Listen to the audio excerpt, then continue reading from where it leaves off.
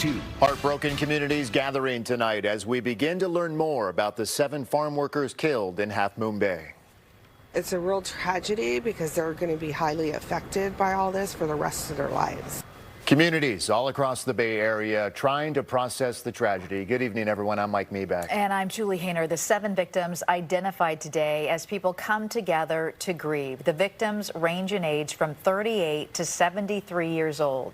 They include Chinese and Mexican immigrants, and 2 couples are among the dead. KTVU's Amber Lee begins our coverage tonight after speaking with the family of one of the victims. Amber. Julie, we're in downtown Half Moon Bay, where a memorial for the victims has grown steadily. Now, tonight, I spoke with the nephew of one victim who tells me his family is holding what's called a rosario, a prayer session for the next 9 days to honor his uncle who was killed. He's very kind. He has a very good father figure. He was super supportive in whatever I did.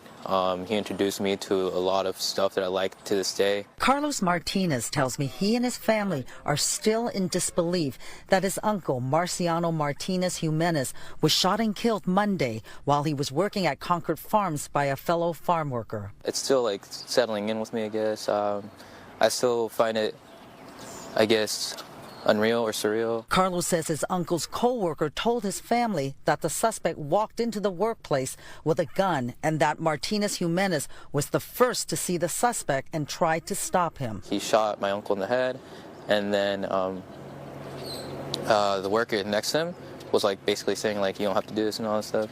And then the guy told him something around the lines of like, I have no beef with you, and I have no troubles with you. Farm workers displaced by the shooting are seeking temporary shelter at a motel in Half Moon Bay. Nonprofits in the county are providing necessities such as clothing and food for them.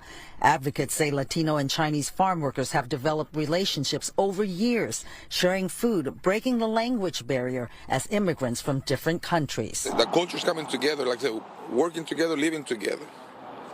This is not about dividing culture. This is about coming in as a community together. Joaquin Jimenez, the vice mayor of Half Moon Bay, is also farm worker program director for the nonprofit Alice. He says he knew and worked with the Chinese gunmen and the victims, both Latino and Chinese. Every time we brought something to that farm, it was for everybody.